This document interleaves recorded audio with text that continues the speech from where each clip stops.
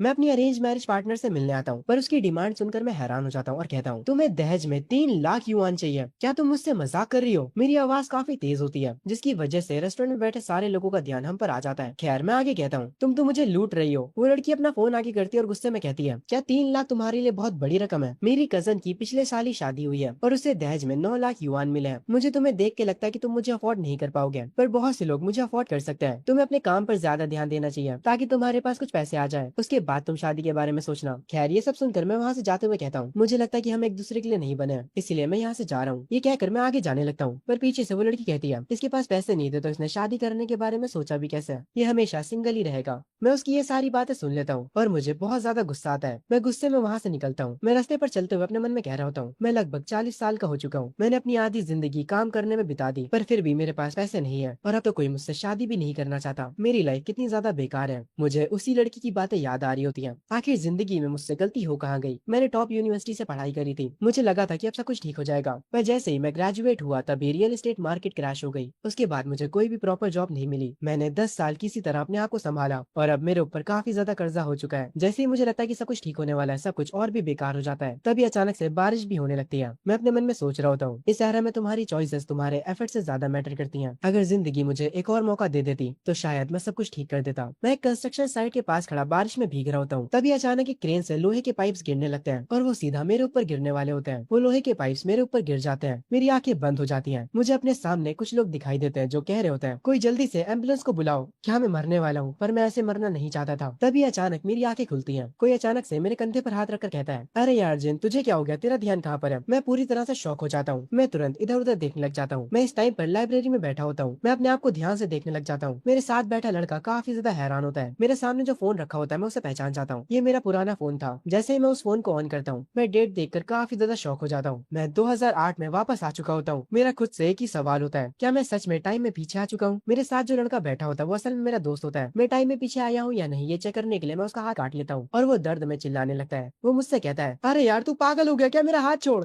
मैं उसका हाथ छोड़ देता हूँ, पर मैं काफी ज्यादा शौक में होता हूँ क्योंकि ये सब कोई सपना नहीं होता। मैं सच में टाइम में पीछे आ चुका हूँ। मेरा दोस्त मुझ पर चिल्लाते हुए कहता है, तू पागल वागल है क्या? मैं दोबारा तेरे साथ लाइब्रेरी में नहीं बैठने वाला। तभी अचानक से एक लड़की हमारे सामने आती है और एक लव लेटर आगे करते हुए गुस्से में कहती है, मैंने तुमसे कितनी बार कहा है कि मुझे लव लेटर लिखना बंद करो, अब तुम मान भी जाओ मैं तुमसे नहीं पटने वाली। इस लड़की की आवाज सुनकर बाकी सारे स्टूडेंट्स का ध्यान भी हम पर आ जाता है। वो लोग आपस में बात करते हैं, सीकी वापस से जिन को रिजेक्ट कर रही है। आखिर जिन हार क्यों नहीं मानता? वो 3 सालों से उसके पीछे पड़ा हुआ है। मैं उस लड़की को देखते ही तुरंत पहचान जाता हूँ। ये मेरे स्कूल टाइम की वो लड़की है जो कि खुद को राजकुमारी समझती थी। मुझे याद है कि मेरे स्कूल टाइम में मैं इसके पीछे काफी टाइम तक पड़ा रहा था और इस चीज की वजह से मेरा काफी ज्यादा मजाक भी बना था। पर अब जब मैं इसकी शक्ल अच्छे से देख रहा हूँ तो मेरी चॉइस सच में काफी खराब थी। चेहरे के हिसाब से तो ये लड़की बस एवरेज है। मेरा ऐसा रिएक्शन देखकर वो लड़की मतलब सीकी कहती है, क्या तुम्हें मेरी बात समझ नहीं आती? मैंने कहा कि मैं कभी भी तुमसे नहीं पटने वाली, पर उसके ये कहने से पहले ही मैं उस लव लेटर को फाड़ देता हूँ, जिसे देखकर वो काफी ज्यादा हैरान हो जाती है और कहती है, आखिर तुम कर क्या रहे हो? मैं उस लव लेटर के टुकड़ों को हवा में उछाल देता हूँ। ये सब देखकर मेरा दोस्त काफी ज्यादा हैरान होता है। मुझे ऐसा करते देख सीकी कहती है, आखिर तुम पागलों जैसी हरकतें क्यों कर रहे हो? मैं उससे कहता हूँ, मैं पागलों जैसी हरकतें नहीं कर रहा हूँ, मैंने बस सोच लिया कि मैं आपसे तुम्हारा पीछा नहीं करने वाला, अब मुझे तुम में कोई भी इंटरेस्ट नहीं रहा। ये सब सुनते ही वो लड़की काफी ज्यादा हैरान हो जाती है। मैं उससे आगे कहता हूँ, तुमने बिल्कुल सही सुना, अब आगे से मुझे परेशान मत करना, मेरे पास अब इन सब चीजों के लिए टाइम नहीं है। ये सब कहने के बाद मैं अपने मन में सोचने लगता हूँ, टाइम बहुत ही जल्दी बदलने वाला है। कुछ लोग रातों रात अमीर हो जाएंगे और कुछ लोग रातों रात सब कुछ खो देंगे। अब असली कंपटीशन का टाइम आ चुका है और अब क्योंकि मैं टाइम में पीछे आ चुका हूँ तो मेरे पास किसी पर सिम करने का टाइम नहीं है। मैं इस बार मेरे फ्यूचर को चेंज कर दूंगा और टॉप पर जाऊंगा। खैर, मुझे ऐसा बिहेव करते देख बाकी के स्टूडेंट्स काफी ज्यादा शौक होते हैं। वो कहते हैं, क्या जिन पागल हो चुका है? जरा देखो तो उसी की से कितना रूड तरीके से बात कर रहे हैं। तुम बिल्कुल सही कह रहे हो भाई, वो 3 सालों से उसके पीछे पड़ा हुआ था और अब अचानक से वो बदल गया। कुछ लड़कियां आपस में कहती हैं, ये बस ऐसा नाटक सिर्फ इसलिए कर रहा ताकि सीकी से अटेंशन दे। खैर, मेरी बातें डायरेक्ट सीकी की ईगो पर लगती है। वो कहती है, अगर तुम कुछ और साल मेरे पीछे पड़े रहते तो शायद मैं तुमसे पट जाती। ये सुनकर मैं उससे कहता हूँ, पर मुझे अब तुम्हें कोई इंटरेस्ट नहीं रहा, मुझे लगता है कि तुम मेरे लिए सही नहीं हो। ये सुनकर सीकी को और ज्यादा गुस्सा आता है और वो कहती है, तुम कह रहे हो कि मैं तुम्हारे लिए सही नहीं हूँ? क्या तुमने आईने में कभी अपनी शक्ल देखी है? तुम्हें क्या लगता है तुम स्पेशल हो? मैं उससे मुस्कुराते हुए कहता हूँ, हाँ मैं स्पेशल हूँ। तभी इतना ज्यादा शोर सुनकर टीचर लाइब्रेरी में आ जाती है और चिल्लाते हुए कहती है, आखिर यहाँ पर चल क्या रहा है? लाइब्रेरी में तुम लोग इतनी तेज बातें नहीं कर सकते। जिन और गोजी, तुम दोनों जल्दी से यहाँ से बाहर निकल जाओ। टीचर की बात सुनकर मैं और मेरा दोस्त यहाँ से जाने लगते हैं और कहते हैं, मैम हमें माफ कर दीजिए, हम लोग अभी यहाँ से चले जाते हैं। खैर, हम लोग तो यहाँ से चले जाते हैं, पर जो सीकी होती है वो काफी ज्यादा गुस्से में कहती है, जिन तुम्हारी हिम्मत कैसे हुई सबके सामने मेरी बेइज्जती करने की? मैं तुम्हें कभी भी माफ नहीं करने वाली। सीकी काफी तेज आवाज में ये बोलती है, इसीलिए टीचर चिल्लाकर कहती है, तुम भी बाहर निकलो, तुम यहाँ क्या कर रही हो? खैर, आगे शाम हो जाती है। मैं मेरे दोस्त के साथ होता हूँ। मेरा दोस्त कहता है, जिन तुम तो काफी ज्यादा कूल हो यार। सीकी पता नहीं अपने आप को क्या समझती है। मुझे भी उसका एटीट्यूड पसंद नहीं था और तुमने उसे आज क्या मजा चखाया यार। मैं मेरे दोस्त से कहता हूँ, मुझे अपने गोल्स पर ध्यान देना है,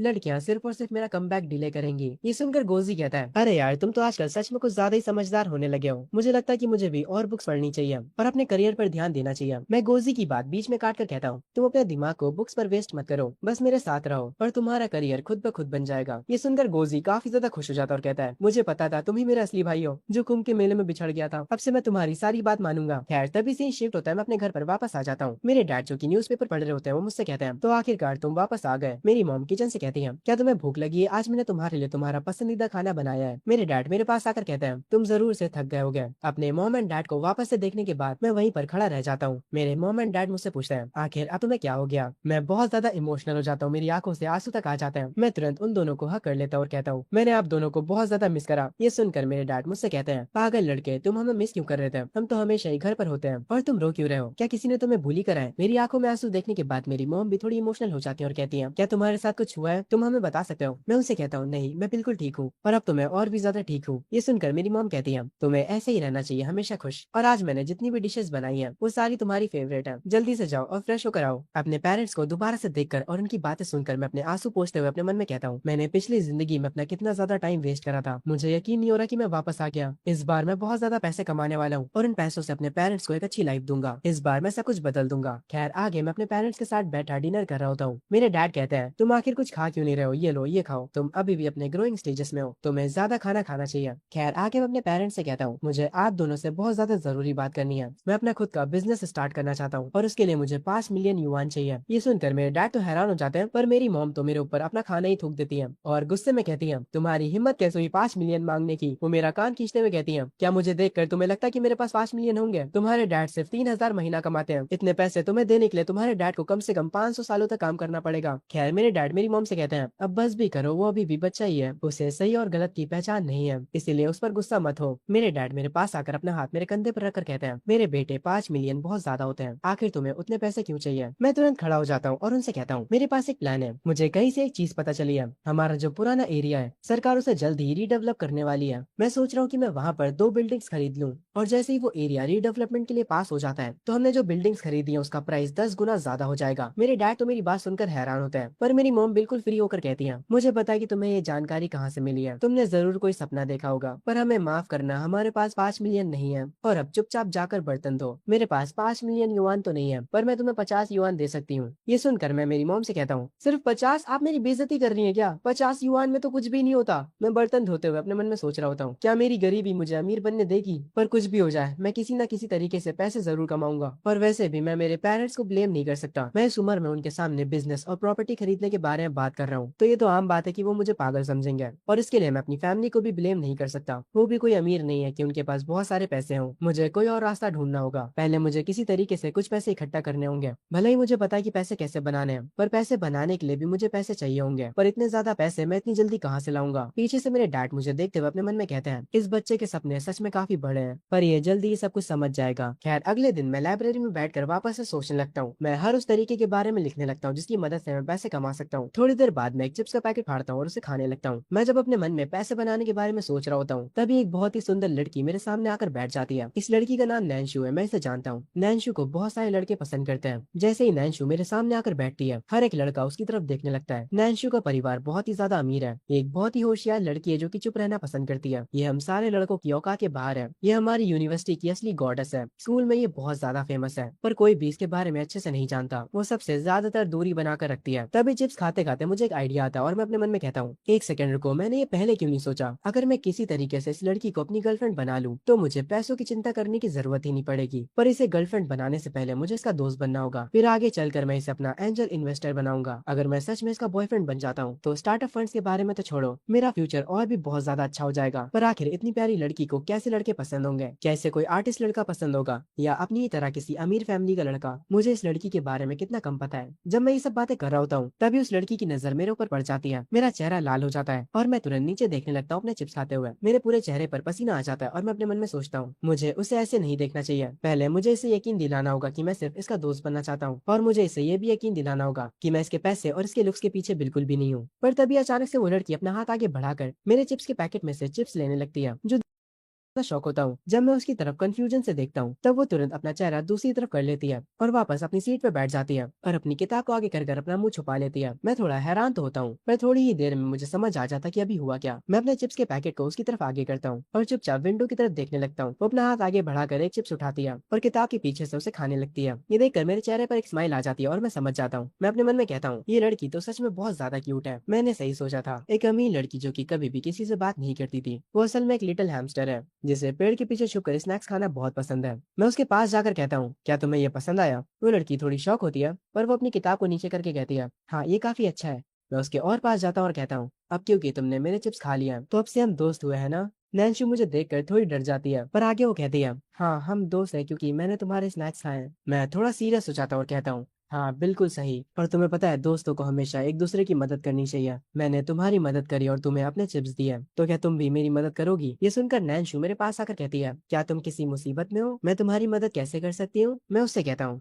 असल में मुझे छुट्टियों में पैसे बनाने हैं ताकि मैं अपनी ट्यूशन के लिए पैसे बचा सकूं, पर मेरी फैमिली इतनी अमीर नहीं है इसीलिए मेरे पास स्टार्टअप कैश की कमी है। नैन्शु पहले थोड़ा सोचती है फिर अचानक से खुश हो जाती है। वो तुरंत अपने बैग में से अपना पर्स निकालती है और उसमें से कुछ पैसे निकाल कर मुझे देते हुए कहती है क्या इतने काफी होंगे? जितने पैसे उसने अपने पर्स से निकाले थे उन्हें देखकर मैं शौक हो जाता हूँ। मैं अपने मन में कहता हूँ ये लड़की तो सच में बहुत ज्यादा अमीर है, जितने पैसे ये अभी मुझे दे रही है उतनी तो मेरी सैलरी हुआ करती थी मेरी पिछली जिंदगी में। पर आगे मैं नैन्शु से कहता हूँ नहीं इतने पैसों में तो कुछ नहीं होगा, मेरी मदद करने के लिए तुम्हारा शुक्रिया। नैन्शु कहती है तो अब मैं और क्या कर सकती हूँ, मेरे पास इतने ही पैसे थे। मैं नैन्शु से कहता हूँ कोई बात नहीं, तुमने मेरे बारे में सोचा इतना ही काफी है। आगे मैं उदास आवाज में कहता हूँ ऐसा लगता है कि अब मुझे कोई काम ढूंढना ही पड़ेगा, मेरे पास लाइब्रेरी में आने का भी टाइम नहीं होगा। नैन्शु को ये बातें सुनकर काफी बुरा लग रहा होता है। ये सब सुनकर वो मुझसे कहती है मेरा इंतजार करना, मैं अभी अपने घर जा रही हूँ, कल तक मैं तुम्हारे लिए अच्छे खासे पैसे ले आऊंगी। मैं कल तुमसे यहीं पर मिलती हूँ, इंतजार करो और मैं तुम्हारी एंजल इन्वेस्टर बन जाऊंगी। ये कहकर नैन्शु यहाँ से जाने लगती है। उसकी बातें सुनकर मेरे चेहरे पर एक स्माइल आ जाती है। मैं अपने मन में कहता हूँ आखिरकार मेरा प्लान काम कर गया। तभी मुझे गोजी का कॉल आता है और वो कहता है जिन तुमने मुझे जो खरीदने के लिए कहा था मैंने सब कुछ खरीद लिया है, आखिर हम पैसे कमाना कब शुरू करने वाले हैं? ये सुनकर मैं थोड़ा शॉक होता हूँ क्योंकि मैं गोजी को भूल चुका था। मैं उससे कहता हूँ तुम बस मेरा इंतजार करो मैं अभी आ रहा हूँ। ये कहकर मैं लाइब्रेरी से निकल जाता हूँ। गोजी के साथ मेरा प्लान ये था कि हम इंटरनेट कैफे में लंच बॉक्सेस बेचेंगे। हमारे पास जितने भी लंच बॉक्सेस थे हम वो इंटरनेट कैफे में बेच देते हैं और खुद भी दोनों लोग बाहर बैठकर वही लंच बॉक्सेस खाने लगते हैं। गोजी काफी ज्यादा खुश होता है और पैसे दिखाते हुए कहता है जिन हमने पूरे 50 बॉक्स बेच दिए हैं और हमें पूरा 250 का प्रॉफिट हुआ है, इतने पैसे तो मैंने आज तक कभी नहीं कमाए। मैं ज्यादा रिएक्ट नहीं करता और उससे कहता हूँ प्रॉफिट बस ठीक ही ठाक था, ये समझ लो ये बस हमारे खर्चे के पैसे हैं। ये सुनकर गोजी शौक हो जाता और कहता है 250 तुम्हारे खर्चे के पैसे हैं और ये भी तुम्हारे लिए बहुत कम है? मुझे मेरे घर वाले महीने में 10 युआन देते हैं। मैं तुम्हें बताना तो नहीं चाहता था पर बता दे रहा हूँ, मैं तो कॉलेज छोड़ने का प्लान बना रहा हूँ, अब मैं हमेशा के लिए लंच बॉक्सेस बेचा करूंगा। ये सुनकर मैं कहता हूँ तुम इतने कम पैसे में खुश हो गए, जैसे ही मेरे पास स्टार्टअप कैश आ जाएगा हम इससे भी कई गुना ज्यादा कमाने वाले हैं। ये कहने के बाद मैं अपने मन में सोचता हूँ मुझे नहीं पता कि नैन्शु मुझे कितने ज्यादा पैसे दे सकती है, 1 लाख या फिर 2 लाख, वो भी बहुत ज्यादा होंगे। खैर उसके बाद हम अपना सारा सामान पैक करके रख रहे होते हैं। उसी रास्ते से सिकी और उसकी दोस्त भी साथ में कहीं जा रहे होते हैं। उसकी दोस्त की नजर मेरे ऊपर पड़ जाती है। वो सिकी को रोक कर कहती है जरा वो देखो वो तो जिन है। मैं और गोजी मेहनत से अपना काम कर रहे होते हैं। सिकी मुझे पहचान जाती है और कहती है जिन इंटरनेट कैफे में लंच बॉक्सेस बेच रहा है, ये चीज कितनी ज्यादा एम्बैरेसिंग है। तभी सिकी की दोस्त कहती है पर तुम्हें पता है मुझे लगता है कि जिन सच में काफी ज्यादा हैंडसम है। खैर सिकी अपनी दोस्त का हाथ पकड़कर उसे आगे ले जाते हुए कह रही होती है वो सब छोड़ो, कुछ दिनों में जियांग की पार्टी में मैं जिन से माफी मंगवाऊंगी, वो भी सबके सामने। ये सब सुनकर सिकी की दोस्त अपने मन में कहती है पर क्या ये नया वाला जिन सच में माफी मांगेगा? खैर अगले दिन मैं लाइब्रेरी में दोबारा से नैन्शु से मिलता हूँ। वो मुझे देखकर थोड़ी सी खुश होती है। आगे वो अपनी पॉकेट से कार्ड निकालती है और कहती है मुझे लगता है कि ये कार्ड तुम्हारे लिए काफी होगा, इसकी मदद से तुम अपना बिजनेस स्टार्ट कर सकते हो। मैं उसके हाथों से वो कार्ड लेता हूँ और उसे देखकर काफी ज्यादा शौक हो जाता हूँ। मैं नैन्शु से पूछता हूँ तुम्हें ये कार्ड कहाँ से मिला? वो कार्ड जो मुझे नैन्शु ने दिया है वो असल में एक वीआईपी ब्लैक कार्ड होता है। नैन्शु कहती है मैंने चुपके से अपने डैड के वॉलेट से ये कार्ड निकाल लिया था, उनके पास पहले से ही बहुत ज्यादा कार्ड्स हैं, इसीलिए उन्हें पता भी नहीं चलेगा अगर उनका एक कार्ड गायब भी हो जाता है तो। मैं हैरानी के साथ नैन्शु से पूछता हूँ तुम्हारे हिसाब से आखिर इस कार्ड की लिमिट कितनी होगी? नैन्शु कहती है शायद से इसकी लिमिट 2 मिलियन तक होगी। मैं कहता हूँ अच्छा सिर्फ 2 मिलियन? पर तभी अचानक से मुझे रियलाइज होता है कि ये 2 मिलियन कह रही है। मैं बहुत ज्यादा शौक हो जाता हूँ, मेरी आंखें तक बाहर आ जाती हैं और मेरा मुंह तो खुला का खुला रह जाता है। मेरे जिस हाथ में वो कार्ड होता है वो हाथ तक कांपने लग जाता है।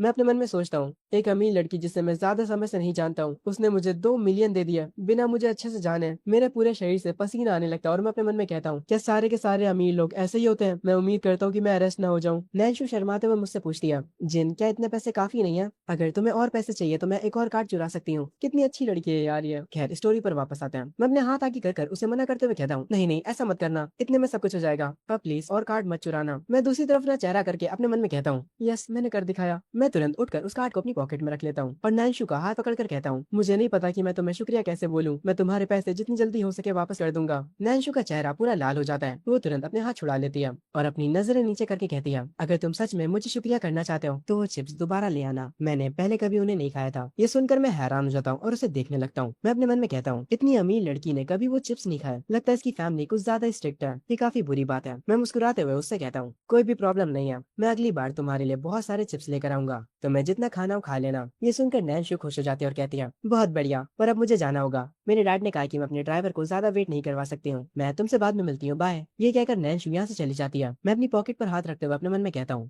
मेरे पास 2 मिलियन है। अब मैं फाइनली अपने प्लान्स को स्टार्ट कर सकता हूँ। अगले दिन मैं अपने दोस्त को लेकर अपने पुराने नेबरहुड आ जाता हूँ ताकि वहाँ पर जो जगह अभी खंडर है मैं उन्हें खरीद सकूँ, क्योंकि कुछ समय बाद ही उनके दाम 10 गुना बढ़ने वाले हैं। मेरा दोस्त मुझसे कह रहा होता है, आखिर हम लोग यहाँ पर क्या करने आए हैं? मैं उससे कहता हूँ, हम यहाँ पर पैसे बनाने आए हैं और क्या। उसके बाद मैं उस खंडर के मालिक से मिलता हूँ जो कि एक बूढ़ा इंसान होता है। मैं उसके सामने पैसों से भरा बैग रख देता हूँ और कहता हूँ, सर ये रहा 2 लाख डिपॉजिट मनी, आप इन्हें खुद से गिन लीजिए। उसके बाद हम लोग कॉन्ट्रैक्ट साइन कर लेंगे और बाकी के 4 लाख मैं तब दूंगा जब ये प्रॉपर्टी मेरे नाम हो जाएगी। ये सब होता देख मेरा दोस्त काफी ज्यादा हैरान हो जाता है और वो कहता है, जिन क्या तुम पागल हो गए हो? आखिर तुम्हारे पास इतने ज्यादा पैसे कहाँ से आए? क्या तुमने अपने ही घर वालों के पैसे चुरा लिए? अगर तुम्हारी मॉम को ये पता चला तो वो तुम्हारी जान ले लेंगी। मैं गोजी को शांत कराते हुए कहता हूँ, चिंता मत करो यार, ये तो बस थोड़े से ही पैसे हैं, तुम्हें ऐसे रिएक्ट करने की कोई भी जरूरत नहीं है। गोजी परेशान होते हुए कहता है, भाई कोई भी यहाँ पर जमीन नहीं खरीदता। क्या ये बूढ़ा आदमी तुम्हें ब्लैकमेल कर रहा है ये प्रॉपर्टी खरीदने के लिए? मैं विंडो की तरफ देखते हुए गोजी से कहता हूँ, जिस जमीन को तुम अभी खंडर समझ रहे हो वो 1 महीने में बदलने वाली है और यहाँ के प्राइसेस 10 गुना ज्यादा होने वाले हैं। ये सुनकर वो बूढ़ा आदमी भी हंसते हुए कहता है, तुमने बिल्कुल सही कहा बच्चे, तुम फ्यूचर के बारे में बहुत अच्छा सोचते हो। अब से ये प्रॉपर्टी तुम्हारी हुई। ये कहकर वो बूढ़ा आदमी अपने दस्तखत कर देता है। उसके बाद हम लोग वहां से निकल जाते हैं। रास्ते में चलते हुए गोजी मुझसे कहता है, तुम पागल हो गए हो, तुमने वो बेकार सा घर 6 लाख में खरीद लिया। अगर तुम्हारे पास इतने ही पैसे हैं तो तुम उन्हें मेरे लंच बॉक्स के बिजनेस में इन्वेस्ट क्यों नहीं कर देते? मैं आगे जाते हुए मुस्कुराते हुए गोजी से कहता हूँ, तुम्हें 1 महीने बाद सब समझ आ जाएगा। जो लाखों मैंने अभी इन्वेस्ट करे हैं वो जल्द ही मिलियन में बदल जाएंगे। ये सुनकर गोजी खुश हो जाता है और कहता है, इसका मतलब है हम लोग मिलियनर बन जाएंगे, है ना? तभी आगे गोजी बताता है, तो कल के बारे में तुम्हारा क्या ख्याल है? क्या तुम कल की पार्टी में आ रहे हो? ये सुनकर मैं थोड़ा हैरान होते हुए कहता हूँ, कल कौन सी पार्टी है? गोजी बताता है, तुम्हें याद नहीं, जियांग ने जो पार्टी रखी है वही।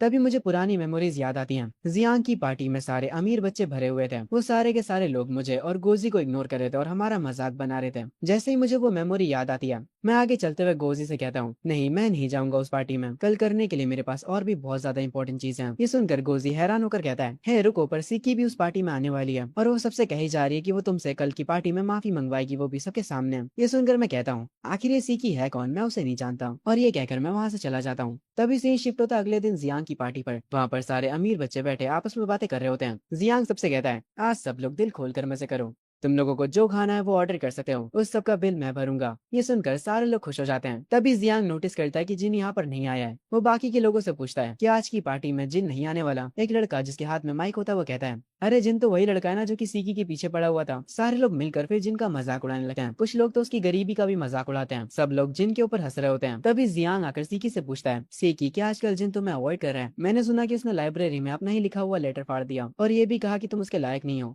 ये सब सुनकर सीकी को गुस्सा आ रहा होता है। सीकी आगे कहती है, अब अगर वो मेरे सामने घुटनों पर बैठ के भी माफी मांगेगा तब भी मैं उसे माफ नहीं करने वाली। तभी सीकी की एक दोस्त दरवाजा खोलकर अंदर आती है। वो काफी ज्यादा हैरान लग रही होती है और वो कहती है, तुम लोग यकीन नहीं मानने वाले कि मैंने अभी क्या देखा। सबका ध्यान उस चश्मे वाली लड़की के ऊपर जाता है। वो चश्मे वाली लड़की कहती है, मैंने जिनको देखा पर वो थोड़ा अलग था। ये सुनकर सीकी को गुस्सा आता है और वो कहती है, अब बता भी दो कि तुमने क्या देखा। दूसरी तरफ मैं और नैन्शु साथ में एंजॉय कर रहे होते हैं। नैन्शु कह रही होती है, मैंने ये सब पहले कभी ट्राई नहीं किया, मैं ये हमेशा से करना चाहती थी। ये सुनकर मैं उससे कहता हूँ, अगर ये तुम्हें इतना ही पसंद आया तो हम लोग दोबारा भी यहाँ पर आ सकते हैं, पर यहाँ पर हम अकेले नहीं होते हैं। हमें दूर से देखा जा रहा होता है। सीकी, जियांग, गोजी और कुछ लड़के हमें देख रहे होते हैं। वो सब बहुत ज्यादा शौक होते हैं और सीकी का रिएक्शन तो देखने वाला होता है। वो कह रही होती है, नहीं ऐसा नहीं हो सकता, जिन नैन्शु के साथ क्या कर रहे हैं। जियान खुद को तसल्ली देते हुए कह रहा होता है, मुझे लगता है कि ये लोग बस एक दूसरे से अभी ही मिले हैं। हाँ बस ये एक रैंडम एक्सीडेंट है। उसके बाद वो कहता है, अरे इनके बीच कुछ नहीं चल रहा, चलो यहाँ से चलते हैं। बाकी के जो दो लड़के वहां पर होते हैं वो भी कह रहे होते हैं, हाँ जियान तुमने सही कहा, ये बस एक इत्तेफाक हो सकता है। आखिर नैन्शु जैसी इतनी प्यारी लड़की जिनको कैसे पसंद कर सकती है। पर इनकी बातें सुनकर गोजी मुस्कुरा रहा होता है और अपने मन में सोच रहा होता है, ये लोग मेरे भाई को भी अच्छे से जानते नहीं है।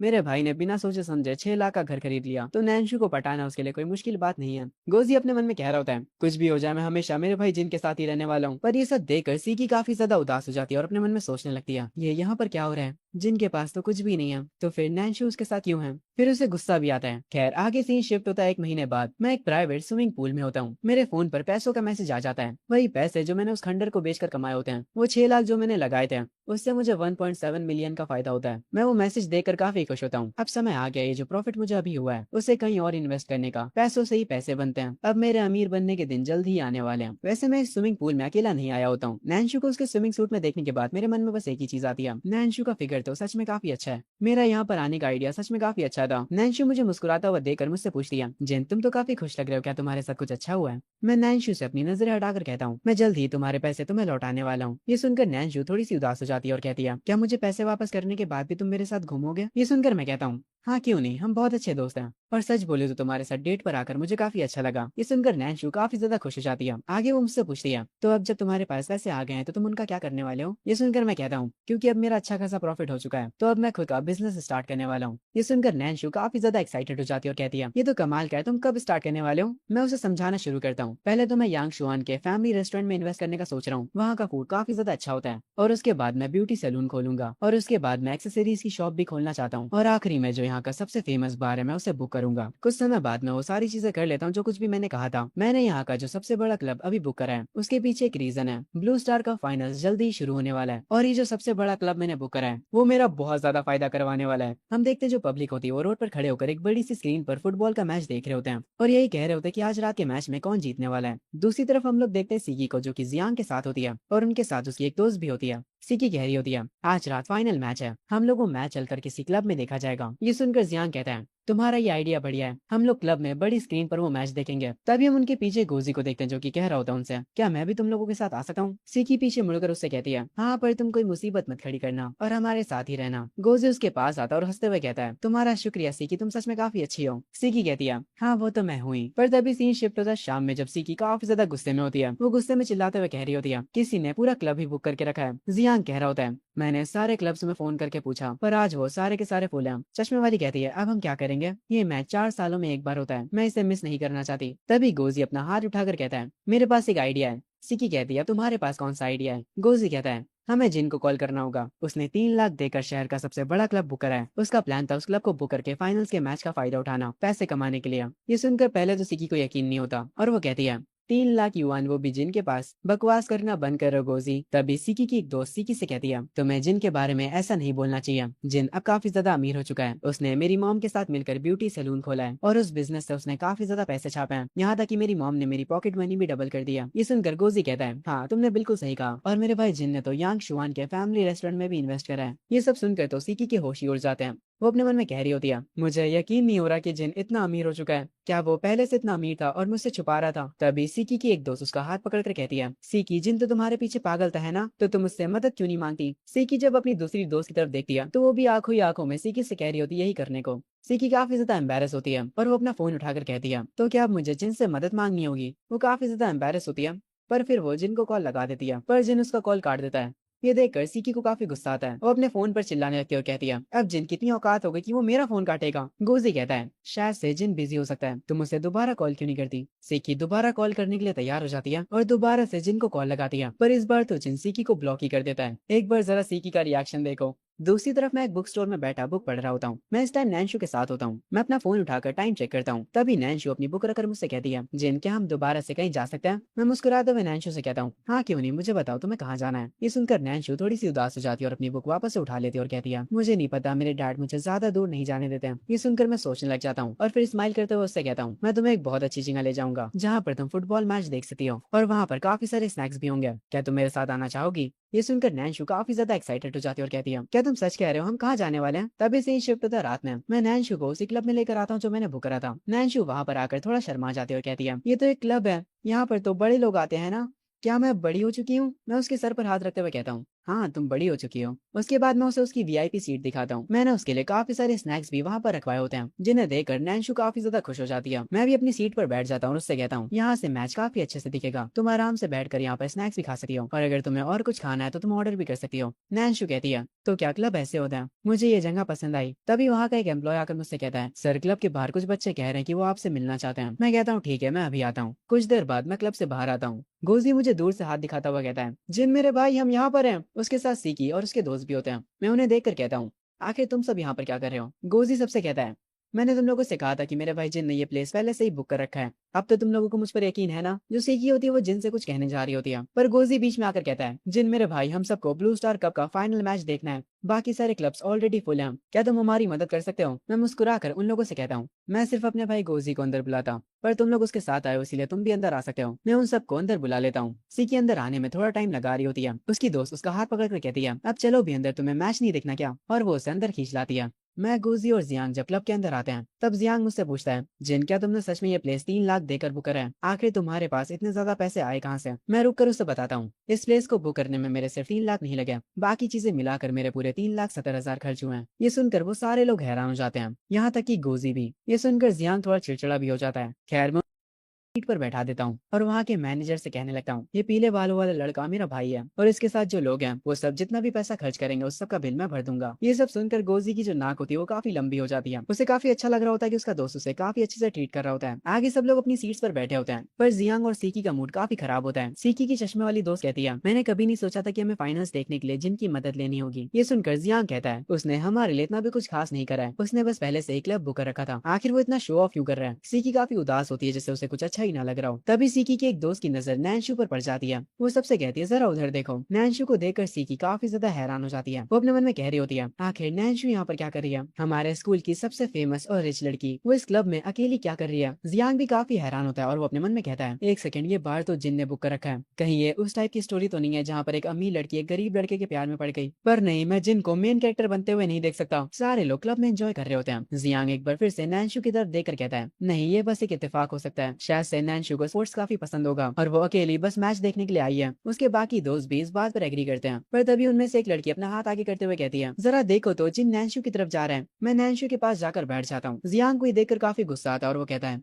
नैनशु बस उसकी एक अमीर कस्टमर है, वो बस उसे ग्रीट करने आया होगा। एक बड़ी स्क्रीन पर फुटबॉल का मैच चल रहा होता है। नैनशु को वो देखकर काफी मजा आ रहा होता है। आगे वो अपने चिप्स का पैकेट उठाती है और उसमें से अपने हाथों से मुझे खिलाने लगती है। मैं उसे बिना कुछ कहे उसके हाथों से वो चिप्स खा लेता हूँ। उसके बाद मैं देखता हूँ कि नैनशु के होठों पर वही चिप्स लगे होते हैं, तो मैं थोड़ा करीब जाकर अपने हाथों से उसके होठों पर से वो चिप्स हटा देता हूँ। इससे नैनशु थोड़ा ब्लश करने लगती है। ये सब देखकर तो जियांग के हाथों से उसका ग्लास ही छूट जाता है और वो फ्रस्ट्रेट होकर कहता है, मैं नैनशु को अपने वी चैट पर भी ऐड नहीं कर पाया, पर ये जिन तो उसके होठ तक छू रहा है। सीकी की जो दोस्त होती है वो कहने लगती है, सीकी तुम तो कहती थी कि तुमने जिनको छोड़ा है, पर उससे देखकर लगता है कि उसे तो तुम में कोई इंटरेस्ट ही नहीं है। सीकी की चश्मे वाली दोस्त कहती है, सीकी अब टफ बनने की एक्टिंग छोड़ भी दो, अब मान भी लो कि जिन हमारी औकात के बाहर चला गया। ये सुनकर सीकी तुरंत अपनी सीट से उठ जाती है और कहती है, मैं यहाँ से जा रही हूँ, और ये कहकर यहाँ से चली जाती है। उसे जाता देख मेरे चेहरे पर एक स्माइल आ जाती है। गोजी तो मजे से ड्रिंक कर रहा होता है, पर सीकी यहाँ से जाते हुए अपने मन में कह रही होती है, जिन तुम्हारी वजह से मेरी बहुत बेइज्जती हुई है, मैं कभी भी तुम्हें माफ नहीं करने वाली। तभी सीन शिफ्ट होता अगले दिन। मैं एक बस स्टैंड पर खड़ा होता हूँ, तभी गोजी वहाँ पर आता है। वो जैसे ही आता है वो मुझे हंसते हुए बताता है, मेरा एडमिशन कॉलेज में हो गया, मैं लिंचुआन टेक जूनियर कॉलेज में जाने वाला हूँ। मैं उसे कॉन्ग्रेचुलेट करते हुए कहता हूँ, बहुत बढ़िया मेरे भाई गोजी, तुम आगे चलकर एक बड़े आदमी जरूर बनोगे। गोजी मुझसे पूछता है, जिन तुम कौन से कॉलेज जाने वाले हो?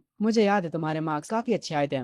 मैं गोजी को बताता हूँ, मैं लिंचुआन यूनिवर्सिटी में जा रहा हूँ, और अपने मन में कहने लगता हूँ, मैं उसी कॉलेज में जा रहा हूँ जिसमें मैं पिछली जिंदगी में भी गया था, पर इस बार मैं इंजीनियरिंग नहीं करने वाला, मैं इस बार फाइनेंस करने वाला हूँ। फाइनेंस पढ़ने से मुझे और भी बहुत ज्यादा फायदा होगा, मैं इसकी मदद से और भी पैसे बना सकता हूँ। ये सुनकर जो गोजी होता है वो काफी ज्यादा हैरान हो जाता है और कहता है, तुमने फाइनेंस चूज करा है? मेरे भाई तुम तो काफी कमाल के हो यार। तभी अचानक से हमारे पास सीकी आ जाती है और वो गुस्से में मुझसे कहती है, जिन वहीं रुक जाओ और मेरी बात सुनो। मैं उससे पूछता हूँ, अब तुम्हें क्या हुआ, तुम्हें मुझसे क्या काम है? सीकी की आंखों में आंसू आ आ जाते हैं और वो मुझसे कहती है, मुझे बताओ तुम्हारे और नैन्शु के बीच क्या चल रहा है? तुमने तो कहा था कि तुम मुझे ही पसंद करते हो, क्या तुम्हारा प्यार नकली था? ये सुनकर मैं कहता हूँ, मुझे नहीं पता कि मैंने ऐसा कब कहा था। अपने मन में कहानियां बनाना बंद करो सीकी। सीकी रोने लग जाती है और कहती है, ठीक है मुझ पर यकीन मत करो, पर फिर तुमने उसी यूनिवर्सिटी में क्यों अप्लाई करा जिसमें मैं जाने वाली हूँ? तुम अभी भी मुझे पसंद करते हो है ना? मैं मुस्कुराते हुए सीकी को बताता हूँ, मैंने उस यूनिवर्सिटी के लिए इसलिए अप्लाई करा क्योंकि नैन्शु भी उसी यूनिवर्सिटी में जाने वाली है। मुझे तुमसे कोई फर्क नहीं पड़ता, तुम कहीं भी जाओ। ये सुनकर सीकी पूरी तरह से टूट जाती है और गुस्से में कहती है, आखिर नैन्शु हमारे बीच कब से आ गई? मैं अपना फोन निकालता हूँ और उसे सीकी को दिखाते हुए कहता हूँ, मैंने तुम्हारा कॉन्टैक्ट नंबर डिलीट कर दिया। मुझे चिंता हो रही थी कि कहीं नैन्शु को कोई गलतफहमी ना हो जाए। उतने में हमारी बस आ जाती है। मैं गोजी से कहता हूँ, चलो चलते हैं। सीकी वहीं पर बर्फ की तरह जम जाती है। हम लोग बस में बैठकर वहां से चले जाते हैं। पीछे से सीकी गुस्से में कहती है, जिन तुम्हें क्या लगता है कि मेरा कॉन्टैक्ट डिलीट करके सब ठीक हो जाएगा? मैं तुम्हारा पीछा इतनी आसानी से नहीं छोड़ने वाली। आगे हम लोग दूसरे बस स्टॉप पर रुक जाते हैं। वहाँ पर गोजी मुझसे कहता है कि मैं उसके साथ चलूँ उसके फ्रेशमैन मीटअप पर मैं गोजी को साफ मना कर देता हूँ और कहता हूँ, वो तुम्हारे कॉलेज का मीटअप है, मैं क्यों जाऊँ, मैं नहीं जा रहा हूँ। ये सुनकर गोजी मेरे पैर पकड़ लेता है और रोते हुए कहता है, प्लीज यार मेरे साथ चल दो ना, मैं पहली बार ऐसी जगह पर जा रहा हूँ। तुम वहाँ पर सबको बता देना कि तुम भी मेरे ही कॉलेज से हो। गोजी की बातें सुनकर मेरे पास कोई और ऑप्शन नहीं बचता और मैं गोजी को हाँ कर देता हूँ और उसके साथ जाने के लिए मान जाता हूँ। ये सुनकर गोजी खुश हो जाता है। वो तुरंत जमीन से उठकर मुझे गले लगा लेता है। उसके बाद हम लोग मीटअप की जगह पर पहुंचते हैं। वहाँ पर उसी कॉलेज के कुछ फ्रेशमैन होते हैं। एक लड़की मुझे देखकर कहती है, तुम तो काफी अच्छे दिखते हो, क्या तुम्हारी कोई गर्लफ्रेंड है? मैं मुस्कुराते हुए उससे कहता हूँ, इस कॉलेज में मैं अभी फ्रेशमैन हूँ, अभी मेरी कोई भी गर्लफ्रेंड नहीं है और वैसे भी मैं पढ़ने पर ज्यादा ध्यान देता हूँ, किसी को डेट करने के लिए मेरे पास टाइम नहीं है। तभी नीले बालों वाला लड़का हंसते हुए कहता है, यार क्या तुम लड़कियों के सामने दिखावा करने की कोशिश कर रहे हो? अगर तुम्हें पढ़ाई इतनी ही पसंद है तो तुम हमारे कॉलेज में क्यों आए हो? तभी एक रेड हेयर बैडी बोलती है, हम इसकी एजुकेशन से इसको जज नहीं कर सकते। उसके बाद वो खुद को इंट्रोड्यूस करते हुए कहती है, हेलो मेरा नाम होंगियन है, मैं भी इस कॉलेज में फ्रेशमैन हूँ। मैं भी उसे अपना नाम बताता हूँ और उससे हैंडशेक करता हूँ। कुछ देर बाद बिल पे करने का टाइम आ जाता है। एक ग्लासेस वाली लड़की कहती है, चलो हम सब लोग बिल को स्प्लिट करते हैं। तभी मैं वहाँ के एक स्टाफ से कहता हूँ, मेरी जो ड्रिंक थी वो 10 युआन की हुई, क्या मुझे इस पर डिस्काउंट मिलेगा? ये सुनकर वहाँ की एम्प्लॉय काफी ज्यादा हैरान हो जाती है और कहती है, तुम्हें 10 युआन की चीज पर भी डिस्काउंट चाहिए? ये सुनकर बाकी की लड़कियों का रिएक्शन भी बदल जाता है। वो लड़का रेड हेयर बैडी से कहता है, ये लड़का तो गरीब भी है। पर तभी मैं अपना हाथ आगे करके उस एम्प्लॉय से कहता हूँ, पर तुम लोगों ने तो पोस्टर लगा के रखा है कि फ्रेशमैन को 20% डिस्काउंट मिलेगा, तो अब तुम लोग डिस्काउंट क्यों नहीं दे रहे हो? ये होता हुआ देख दूसरा एम्प्लॉय आकर मुझसे माफी मांगने लगता है और कहता है, हमें माफ कर दीजिए सर, इस लड़की का आज यहाँ पर पहला दिन है, इस बात के लिए हम आपसे माफी चाहते हैं। मैं मुस्कुराते हुए पैसे निकालते हुए कहता हूँ, कोई बात नहीं, मुझे बुरा नहीं लगा, मेरे साथ जितने भी लोग हैं उन सबका बिल भी मैं पे कर रहा हूँ। ये सुनकर वो सारी लड़कियां खुश हो जाती हैं, पर हमारी रेड हेयर बैडी अपने मन में सोचती है, ये लड़का तो काफी अलग है, अपनी उम्र के हिसाब से काफी ज्यादा मैच्योर है। जिनमें ये सब देखकर काफी खुश होता है। उनमें से 2 लड़कियां तो मेरे पास आकर ही खड़ी हो जाती हैं। खैर आगे मैं अपनी बस में बैठकर अपने कॉलेज के लिए रवाना हो जाता हूँ। गोजी बाहर से मुझे बाय बोलता है। मैं बस में बैठा नैन्शु के बारे में सोच रहा होता हूँ, क्योंकि आज तक वो कभी भी अपने घर से ज्यादा दूर नहीं गई है, इसीलिए मुझे उसकी चिंता हो रही होती है कि कहीं वो गुम ना गई हो। जब मैं यही सब सोच रहा होता हूँ तभी मेरी मुलाकात वापस से उसी रेड हेयर बैडी से होती है जो कि मुझे फ्रेशमैन पार्टी में मिली थी। उसे देखकर मैं थोड़ा हैरान हो जाता हूँ, क्योंकि असल में वो भी मेरे ही कॉलेज की स्टूडेंट होती है। वो मुझे वापस से खुद को इंट्रोड्यूस करते हुए कहती है, मेरा नाम होंगियन है और मैं लॉ की पढ़ाई कर रही हूँ लिन यूनिवर्सिटी में। मैं भी मुस्कुराते हुए दोबारा से खुद को इंट्रोड्यूस करते हुए कहता हूँ, मेरा नाम जिन है और मैं फाइनेंस की पढ़ाई कर रहा हूँ लिन यूनिवर्सिटी में। खैर उसके बाद हम दोनों के बीच थोड़ी बहुत बातें होती हैं। उसके बाद होंगियन मुझसे मेरा इंस्टाग्राम मांगती है। मैं उसे अपना इंस्टाग्राम देते हुए कहता हूँ, ये पहली बार है जब मैं किसी लड़की को इंस्टा पे ऐड कर रहा हूँ। होंगियन मुस्कुराते हुए कहती है, तुम्हें लगता है कि मैं तुम्हारी इन बातों पर यकीन कर लूंगी? तुम्हें देख के तो लगता है कि तुमने अभी तक कई लड़कियों के दिल तोड़े होंगे। इसके बाद हमारी थोड़ी बहुत और बातें भी होती हैं। खैर उसके बाद मैं अपने कॉलेज के डोम रूम में आ जाता हूँ। वहाँ पर मैं अपना सामान सेट कर रहा होता हूँ। मेरे पास मेरे रूममेट्स खड़े होते हैं। इस सफेद टी शर्ट वाले बंदे का नाम जो होता है और ये चश्मे वाले बंदे का नाम रेन होता है और ये जो तुम्हें हटा कटा बॉडी बिल्डर बंदा दिख रहा है इसका नाम गोनगी होता है। ये थोड़ा फ्लेक्स करते हुए मुझे बताता है, मेरी फैमिली का कंस्ट्रक्शन मटेरियल का बिजनेस है, अगर ग्रेजुएशन के बाद तुम लोगों को जॉब ना मिले तो तुम लोग मेरे साथ आ सकते हो। ये सुनते ही मैं गोनग्यू से कहता हूँ, ओके बॉस, हम सबको अच्छी सैलरी देना। गोनग्यू थोड़ा और चौड़ में आ जाता और कहता है, कोई भी दिक्कत की बात नहीं है, पैसों की कमी नहीं होगी तुम लोगों को मेरे साथ रहकर। उसके बाद वो अपना फोन फ्लेक्स करने लगता है जो कि काफी महंगा फोन होता है। पर तभी गोनग्यू देखता है कि कोई भी उस पर ध्यान नहीं दे रहा, क्योंकि बाकी सबका ध्यान मेरे लेटेस्ट लैपटॉप के ऊपर होता है जो कि उस फोन के कंपैरिजन में काफी ज्यादा महंगा होता है। मेरा लैपटॉप देखने के बाद मेरे सारे रूममेट्स मुझसे काफी अच्छे से बात करने लगते हैं। ये सब देखकर गोनग्यू को काफी गुस्सा आता है और वो अपने मन में कहता है, ऐसे तो ये जिन मेरी सारी पॉपुलैरिटी खा जाएगा, मुझे इन लोगों को ऐसा कुछ बताना होगा जो कि इन लोगों में से किसी ने कभी नहीं करा है। गोनग्यू अपनी कुर्सी पे बैठकर कहता है, वैसे तुम सारे के सारे लोग सिंगल हो है ना, पर अगर मैं अपनी बात करूँ तो मेरी बात अलग है। मेरे पास 3 गर्लफ्रेंड्स हैं और वो सारी की सारी बहुत सुंदर हैं। ये सुनकर जो बाकी के 2 रूममेट्स होते हैं वो काफी ज्यादा हैरान हो जाते हैं और उनकी आंखों में एक चमक आ जाती है। जो कहता है, गोनग्यू मेरे भाई, आखिर तुमने उन्हें कैसे पटाया? मेरी आज तक कोई भी गर्लफ्रेंड नहीं बनी है। भाई आप पूछो ना भाभी से कि उनकी कोई दोस्त सिंगल है क्या। रैन तो अपनी कॉपी निकाल कर सारी ट्रिक्स लिखने लगता है जो भी उसको गोनग्यू बताने वाला है, पर मैं उन लोगों पर ध्यान नहीं दे रहा होता हूँ। मैं अपना फोन देख रहा होता हूँ और जो 2 प्यारी प्यारी लड़कियां मेरे इंस्टाग्राम पर ऐड हैं उनके बारे में सोच रहा होता हूँ, क्या मैं अभी टू टाइमिंग कर रहा हूँ? तभी मुझे होंगयान का मैसेज आता है जिसमें वो बताती है मेरा सारा काम कंप्लीट हो चुका है और मैं अपने डॉम में अच्छे से सेटल हो चुकी हूँ। होंगयान का मैसेज देखकर मैं उसके बारे में सोचने लग जाता हूँ। होंगयान सच में काफी ज्यादा खूबसूरत लड़की है और वो काफी ज्यादा कॉन्फिडेंट भी है। तभी मुझे नैन्शु का मैसेज आता है जिसमें वो मुझसे कहती है जिन क्या तुम मुझे यहाँ पर घुमा सकते हो, मैं काफी ज्यादा बोर हो रही हूँ। नैन्शु का मैसेज देखकर मेरे दिल में कुछ कुछ होता है, यार ये लड़की मुझसे कितने ज्यादा प्यार से पूछ रही है, मैं इसे मना कैसे कर सकता हूँ। मैं तुरंत नैन्शु से कहता हूँ मेरा इंतजार करो, मैं अभी आता हूँ। पीछे गोनग्यू लव गुरु बनकर बाकी दोनों को सिखा रहा होता है कि लड़कियों से कैसे बात करनी चाहिए। वो कहते हैं ना लड़कों को बात करनी नहीं आती। खैर मैं इन लोगों पर ध्यान नहीं देता और यहाँ से जाने लगा हूँ नैन्शु से मिलने के लिए। मेरे रूममेट्स कहते हैं जिन तुम कहाँ जा रहे हो? जो जाओ होता है वो कहता है गोनग्यू हमें एक स्पेशल बात बताने वाला था कि लड़कियों से कैसे बात करी जाती है, क्या तुम्हें ये नहीं जानना? रेन कहता है ऐसे तो तुम हमेशा सिंगल रह जाओगे मेरे भाई।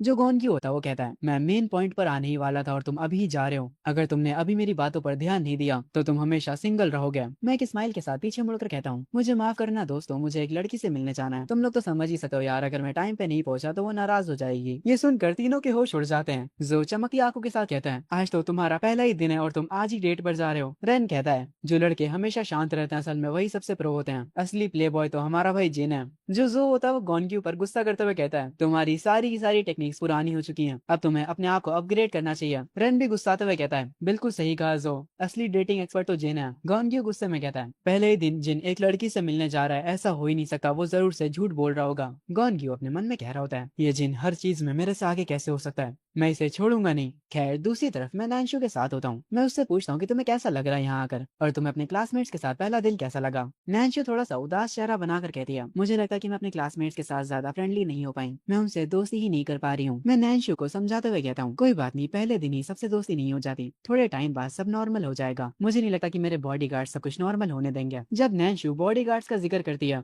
हर एक कोने से बॉडीगार्ड्स बाहर आ जाते हैं। मैं ये देखकर शौक हो जाता हूँ। नैन्शु बता दिया मुझे हर जगह अपने साथ बॉडीगार्ड्स नहीं चाहिए था, पर मेरी मॉम को डर है कि स्कूल में मुझे कोई बुली ना करे, इसीलिए उन्होंने बॉडीगार्ड्स को कह रखा कि वो हर जगह मेरे साथ रहें। मेरी तीनों रूममेट्स मेरे बॉडीगार्ड्स को देखकर डर गई थी। तुम बताओ जिन क्या ये सब होने के बाद भी वो मुझसे दोस्ती करेंगी या फिर वो लोग मुझे बुली करेंगी जैसा मानवाज में होता है। मैं नैन्शु के कंधे पर हाथ रखकर कहता हूँ तुम फिक्र मत करो, मैं तुम्हारी मदद करूंगा उनसे दोस्ती करने में। उसके बाद मैं नैन्शु को एक सुपरमार्केट लेकर जाता हूँ और काफी सारे स्नैक्स खरीदते हुए मैं नैन्शु को बताता हूँ तुम अपनी चीजें उनके साथ शेयर करके उनकी अच्छी दोस्त बन जाओगी, तुम लोग बस साथ में स्नैक्स खाओ और खूब सारी बातें करो। जब मैं ये सारी चीजें बता रहा होता हूँ तब मैं नैन्शु के काफी ज्यादा क्लोज आ जाता हूँ। मैं इतना ध्यान नहीं देता हूँ पर नैन्शु ब्लश कर रही होती है। मैं उसे और भी चीजें बताता हूँ कि वो और जल्दी दोस्त कैसे बना सकती है। नैन्शु ये सब सुनकर मुझे शुक्रिया बोलती है, पर ऊपर से स्नैक्स उठाने के चक्कर में मैं नैन्शु के और भी ज्यादा क्लोज आते जा रहा होता हूँ। नैन्शु का पूरा चेहरा लाल हो जाता है। उसके बाद हम लोगों ने जितना भी सामान लिया था हम लोग उसका पेमेंट करने आते हैं। नैन्शु अभी भी ब्लश कर रही होती है। उसके बाद हम लोग सामान लेकर सुपरमार्केट से निकल जाते हैं। नैन्शु एक बार फिर से मुझे शुक्रिया बोलती है। मैं नैन्शु से कहता हूँ शुक्रिया बोलने की जरूरत नहीं है, मैंने बस जो भी कहा है उसे जरूर करना। मुस्कुराते हुए नैन्शु कहती है हाँ मैं जरूर करूंगी। वैसे तुम्हारा आगे का प्लान क्या है, क्या तुम अभी भी अपने बिजनेस पर ध्यान दोगे? ये सुनकर मैं नैन्शु से कहता हूँ मैं अपने बिजनेस पर तो ध्यान दूंगा पर मेरा प्लान अब थोड़ा बदल चुका है, मुझे एक वेबसाइट बनानी है।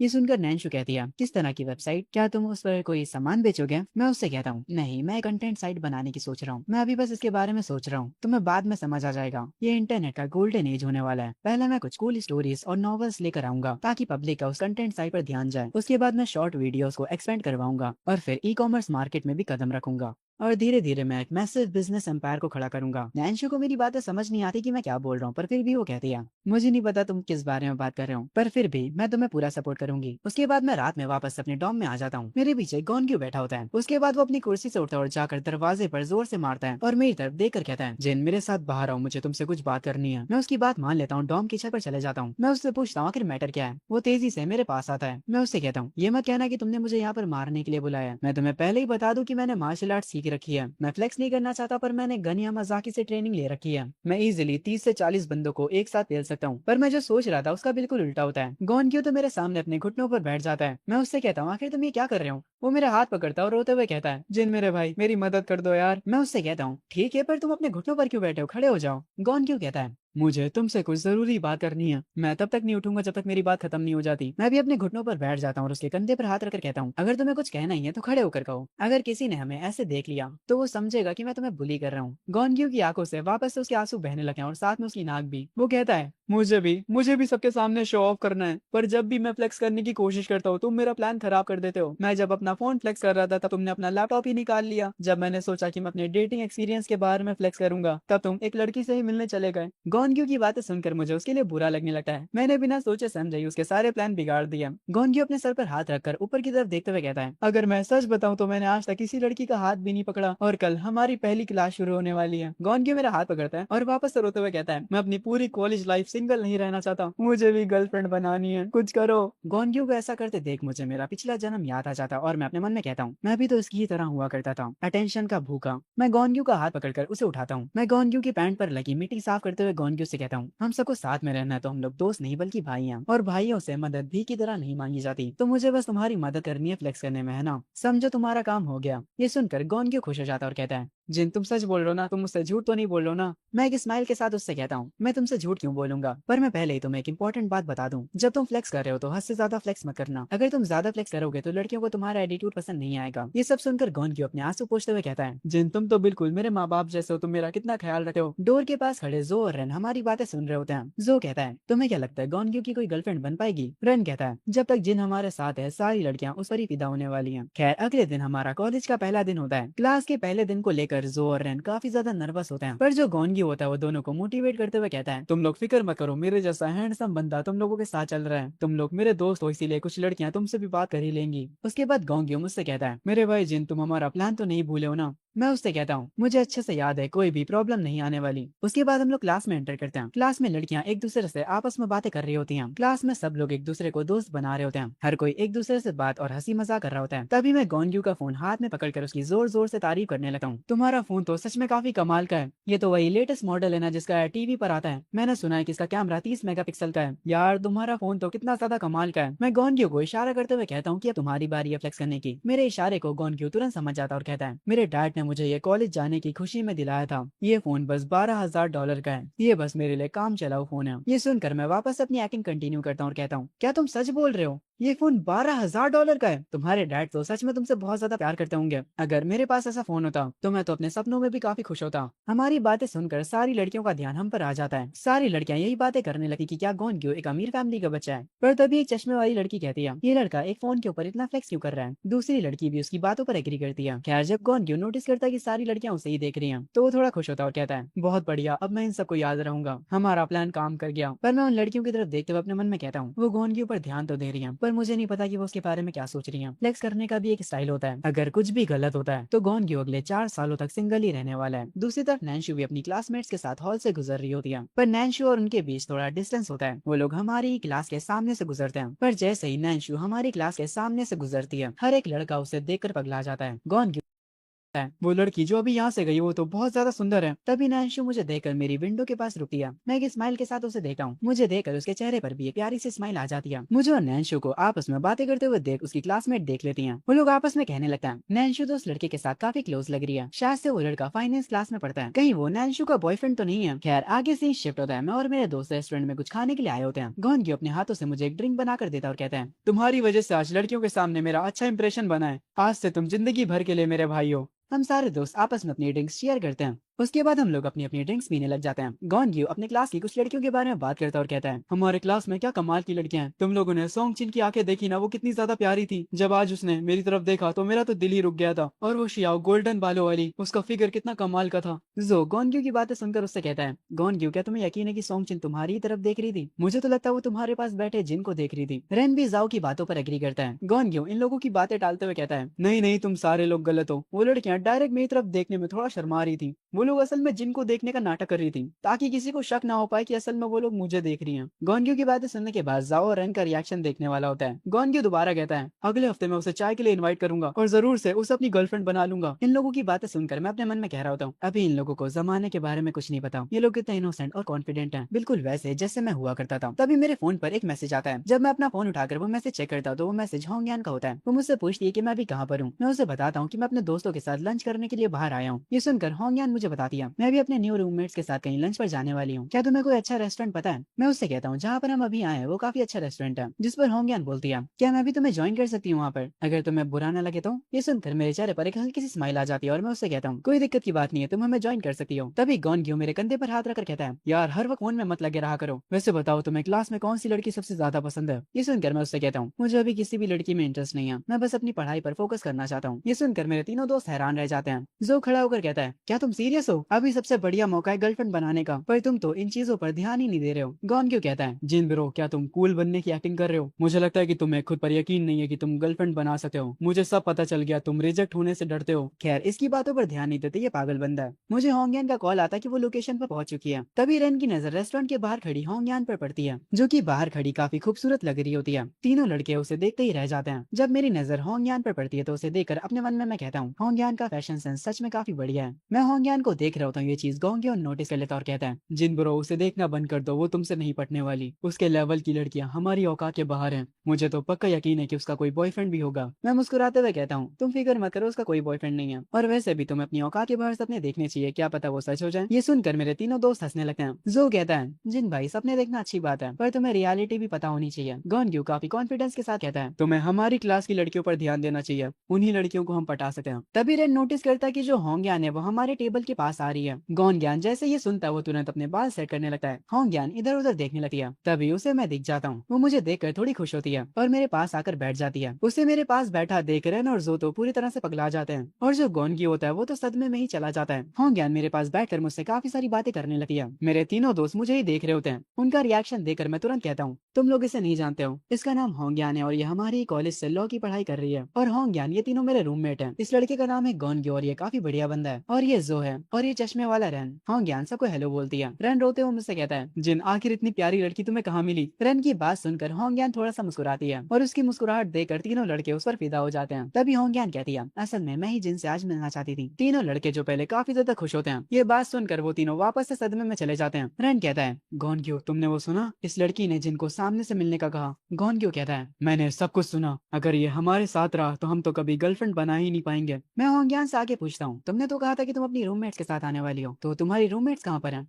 होंगयान अपना फोन देखते हुए कहती है, वो लोग रास्ते में हैं, मैं उन लोगों को लेकर आती हूँ, वो लोग ज्यादा दूर नहीं है। ये कहकर जो होंगयान होती है वो अपनी दोस्तों को लेने चली जाती है और उसके जाते ही गोंग्यो मेरे पास आकर खड़ा हो जाता है। सिर्फ गोंग्यो ही नहीं बल्कि रेन और जो भी। मैं उनसे पूछता हूँ, आखिर तुम लोगों को क्या हो गया? वो तीनों मिलकर मुझे पकड़ लेते हैं। मैं खुद को छुड़ाते हुए कहता हूँ, क्या हो गया तुम लोगों को? क्या तुम लोग पागल हो गए हो? गोंग्यो कहता है, मुझे पहले ये बताओ, तुमने ऐसी बैडी पुल कैसे करी? क्या तुमने उसे हिप्नोटाइज किया या फिर तुम उसे ब्लैकमेल कर रहे हो? जो कहता है, हमें पता है कि तुम हैंडसम हो, पर क्या सारी प्यारी लड़कियां तुम ही ले जाओगे? गोंग्यो, जिनको खत्म कर दो, बहुत हो गया इसका। मैं उनसे कहता हूँ, मैंने कुछ भी नहीं करा, उसी ने मुझसे सामने से बात करी थी, मैं बहुत ज्यादा इनोसेंट हूँ। रैन कहता है, ये साला नाटक कर रहा है, गोंग्यो इसे पटक के मारो। एक वेटर हमारी डिश लेकर आ रहा होता है। मैं उससे कहता हूँ, वेटर तुम क्या करो, मेरी मदद करो। वेटर मुस्कुराते हुए कहता है, क्या तुम मुझसे मजाक कर रहे हो? अगर मैं यहाँ पर काम ना कर रहा होता तो इन लोगों से मैं तुम्हें छुड़ाकर खुद तुम्हें जान से मार देता। उनमें से कोई भी मुझे छोड़ने का नाम ही नहीं ले रहा होता। पर तभी रैन देखता कि जो होंगयान होती है वो अपनी दोस्तों के साथ यहाँ पर आ चुकी होती है। उन्हें देखकर वो लोग तुरंत मुझे छोड़ देते हैं। होंगयान हमारे पास आकर कहती है, मैं तुम लोगों को अपनी दोस्तों से मिलाती हूँ। मेरे तीनों दोस्त अपने अपने हाथ उठाकर उन सबको हाई करने लग जाते हैं। होंगयान आगे इंट्रोड्यूस करती है, ये चश्मे वाली मेरी रूममेट है वोंग,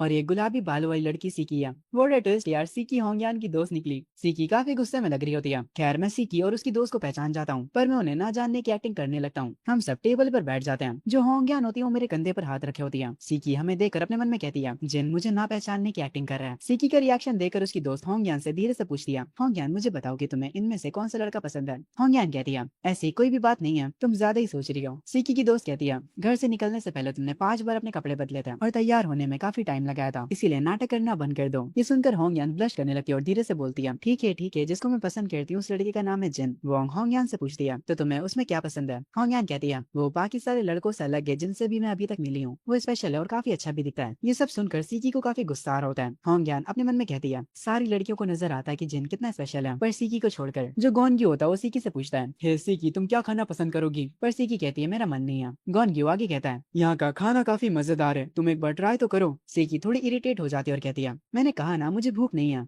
खैर मैं सीकी पर इतना ध्यान नहीं देता और होंगयान से कहता हूँ, चलो पहले खाने पर ध्यान देते हैं, ये ठंडा हो जाएगा। सीकी को मेरा और होंगयान का इतना क्लोज होना पसंद नहीं आता। वो टेबल पर कसकर हाथ मारती और कहती है, जिन आखिर तुम ये क्या कर रहे हो? तुम ऐसा बिहेव क्यों कर रहे हो जैसे कि तुम मुझे जानते ही नहीं हो? ये सुनकर सारे के सारे लोग हैरान हो जाते हैं। मैं एक गहरी सांस लेता हूँ और कुछ नहीं बोलता, पर जो गोंगी होता है वो वापस से सदमे में चला जाता और कहता है, जिन सीकी को भी जानता है, आखिर ये हो क्या रहा है भगवान? सारी प्यारी प्यारी लड़कियां इसे क्यों जानती हैं? लाइफ कितनी ज्यादा अनफेयर है। खैर मैं सीकी से कहता हूँ, मैंने और होंगयान ने अचानक से मिलने का प्लान बना लिया था, पर मैंने ये कभी नहीं सोचा था कि उसकी रूम में तुम होगी। सीकी चिल्लाते हुए कहती है, तो फिर इसी से समझ जाना कि ये कोई इत्तेफाक नहीं है बल्कि ये हमारी किस्मत है। तुम चाहे इस चीज को कभी भी एक्सेप्ट ना करो, पर यही रियलिटी है। सिकी की ये सब बातें सुनकर मेरा मूड खराब हो जाता है। मैं बाकी सबसे कहता हूँ तुम लोग आराम से खाओ, मैं यहाँ से जा रहा हूँ। हाँ ज्ञान मुझसे पूछती है क्या तुम दोनों एक दूसरे को पहले से जानते थे? मैं इस पर कहता हूँ हाँ हम लोग हाई स्कूल में साथ में थे। सिकी ये सुनकर इरिटेट होते हुए कहती है हम बस हाई स्कूल क्लासमेट्स नहीं थे, बल्कि हाई स्कूल में तुमने कहा था कि तुम हमेशा मुझसे ही प्यार करोगे। ये सुनकर मेरे तीनों दोस्त शौक हो जाते हैं और साथ में होंग्यान भी। ये सब सुनकर जो कहता है जिन तो सच में प्ले बॉय निकला। रेन कहता है जिन हमेशा कहता है कि उसे पढ़ाई पसंद है, पर ऐसा लगता है कि उसकी लाइफ में पढ़ाई के अलावा और भी चीजें हैं। मैं सिकी की बातों को वापस से इग्नोर कर देता हूँ। ये सब होता देख सिकी की दोस्त अपने मन में कहती है मुझे लगा ही था कि ऐसा कुछ होने वाला है। सिकी का गुस्सा सातवें आसमान पर जाने वाला है। तभी दूसरी तरफ फाइनेंस क्लास की तीन वही लड़कियां जिनके बारे में गॉन क्यों बात कर रहा था, वो साथ में कहीं जा रही होती हैं। गोल्डन बालों वाली शियो कहती है हे सोंगचिन तुम्हें नहीं लगता कि हमारे क्लास के लड़के इतना अच्छे नहीं दिखते? ये सुनकर सोंगचिन कहती है तुमने बिल्कुल सही कहा, और खास करके वो गॉन क्यों नाम का लड़का, वो तो काफी ज्यादा अजीब लगता है और हमेशा फ्लेक्स करने की कोशिश कर रहा होता है। तभी उनके सामने रेस्टोरेंट में से मैं निकलता हूँ। मुझे देखते ही शियो कहती है जरा उधर देखो, वो लड़का भी तो हमारी क्लास में है ना। ये लड़का देखने में इतना बुरा नहीं लग रहा, वैसे इसका नाम क्या है? सोंगचिन कहती है इस लड़के का नाम जिन है। वैसे तुमने सही कहा, ये इतना भी बुरा नहीं दिखता, पर मुझे लगता है कि ये लड़का गरीब है। शियो कहती है हाँ मुझे याद आया, $12,000 का फोन देकर ये पगला गया था। ऐसा लगता है कि ये लड़का काफी गरीब है। सोंगचिन कहती है अगर ये लड़का मेरे पीछे पड़ता है तो मैं इससे नहीं पटने वाली, ये मेरे लेवल का नहीं है। खैर सिकी भी रेस्टोरेंट से बाहर आ जाती है मेरे पीछे पीछे, और सिकी को देखकर सोंगचिन और उसकी दोनों दोस्त हैरान रह जाती हैं। सोंगचिन कहती है जरा उस लड़की को तो देखो, वो कितनी प्यारी है, क्या वो हमारे स्कूल में पढ़ती है? ये इतनी ज्यादा प्यारी है कि कहीं मैं इसके लिए लेस्बियन ना बन जाऊं। खैर जो सिकी होती है वो मेरा हाथ पकड़ कर कहती है जिन तुम मुझे छोड़कर नहीं जा सकते। ये देखकर वो तीनों लड़कियां हैरान हो जाती हैं। सोंगचिन कहती है क्या मैं सपना देख रही हूँ? शियो कहती है नहीं तुम सपना नहीं देख रही हो, उस गॉडेस ने जिनका हाथ पकड़ा। वो तीनों जाकर एक पेड़ के पीछे छुप जाती हैं, ये देखने के लिए कि आखिर हो क्या रहा है। खैर मुझे पकड़कर सिकी मुझसे कहती है आखिर मैंने ऐसा करा क्या है कि तुम मुझसे इतने ज्यादा नाराज हो? आखिर मुझे मेरी गलती तो बताओ। ये सब कहते हुए उसकी आंखों से आंसू आने लगते हैं। मैं काफी कोल्ड वे में उससे कहता हूँ क्या तुम्हारी बातें खत्म हो गई? हमारे बीच जो कुछ भी था वो काफी समय पहले ही खत्म हो चुका है। ये सुनकर सिकी कहती है खत्म हो चुका है? तुम कह रहे हो कि वो खत्म हो चुका है और बस? जब तुम मेरे पीछे पड़े थे तब तुमने कहा था कि तुम हमेशा मेरे साथ रहोगे और अब तुम अपनी बातों से पलट नहीं सकते हो। ये सुनकर शियो हैरान हो जाते और कहती है आखिर यहाँ पर चल क्या रहा है? सोंगचिन की आंखों में भी आंसू आ जाते हैं और वो कहती है क्या जिन उस लड़की से ब्रेकअप कर रहा है? ये तो काफी बुरा हो रहा है। तीसरी वाली लड़की को काफी मजा आ रहा होता है और वो कहती है लड़ाई झगड़े देखने में मुझे काफी ज्यादा मजा आता है। अच्छा हुआ कि आज मैं यहाँ पर आई। मैं सीकी से अपना हाथ छुड़ाने की कोशिश करने लगता हूँ, पर सीकी मेरा हाथ छोड़ने का नाम ही नहीं ले रही होती है, बल्कि वो कहती है जिन तुम मुझे छोड़ के नहीं जा सकते। ये सब होता देख आसपास के लोग अपना फोन निकाल कर हमारी वीडियो तक बनाने लगते हैं। मैं सीकी से कहता हूँ सीकी अपना पागलपन बंद करो। होंग्यान भी बाहर आकर कहती है वो सही कह रहा है सीकी, अब थोड़ा शांत हो जाओ, बहुत सारे लोग तुम्हें देख रहे हैं। होंग्यान की बातें सुनकर सीकी को और गुस्सा आता है और वो उसकी तरफ देखते हुए कहती है तुमने कहा कि मैं शांत हो जाऊं, आखिर मैं शांत कैसे हो सकती हूँ? मैंने सोचा था कि तुम मेरी एक अच्छी दोस्त हो, पर मुझे ये बताओ कि तुम जिनको क्यों पसंद करती हो? ये सुनकर होंग्यान ब्लश करने लगती है और कहती है सीकी तुम्हें जरूर से कोई गलतफहमी हुई होगी, मुझे नहीं पता कि तुम किस बारे में बात कर रही हो। सीकी को और ज्यादा गुस्सा आ जाता है और वो कहती है मुझे तुमसे कोई फर्क नहीं पड़ता, मेरी बात सुनो, जिनको तुम बिल्कुल भी पसंद नहीं हो वो बस तुम्हारे साथ सिर्फ इसलिए ताकि वो मुझे जेलस करवा सके, और तुम लोग हमारी वीडियो रिकॉर्ड करना बंद करो। ये सब हंगामा होता देख सीकी की दोस्त भी बाहर आ जाती है और वो लाइटनिंग स्पीड से जाकर सीकी के सर पर मारती है और उसे बेहोश कर देती है। वो सबसे कहती है मेरी दोस्त कुछ ज्यादा ही इमोशनल है, ये हंगामा करने के लिए हम माफी चाहते हैं। उसके बाद वो सिकी को अपनी पीठ पर उठा लेती है और उसे लेकर वहाँ से चली जाती है। ये देखकर मैं चैन की सांस लेता हूँ। तभी होंग्यान मेरे पास आती है और मुझसे कहती है मुझे माफ करना जिन, मैंने कभी नहीं सोचा था कि चीजें ऐसी हो जाएंगी। मैं होंग्यान से कहता हूँ हम लोगों के बीच कोई मिसअंडरस्टैंडिंग ना हो, इसलिए मैं पहले ही बता देता हूँ मेरे और सिकी के बीच कुछ भी नहीं चल रहा है, इसलिए तुम कुछ गलत मत समझना। ये सुनकर होंग्यान थोड़ी सी खुश हो जाती है और कहती है मैं समझ गई, वैसे अगली बार मैं तुम्हें डिनर के लिए खुद इन्वाइट करूंगी और वहाँ पर सिर्फ हम ही दोनों होंगे, बस हम ही दोनों, समझे तुम? मैं उससे कहता हूँ मैं समझ गया, कोई भी दिक्कत नहीं होगी। उसके बाद मैं होंगे उनके साथ वहाँ से चला जाता हूँ। वो तीनों लड़कियां हमें ऐसे देखकर काफी हैरान होती हैं। शियो कहती है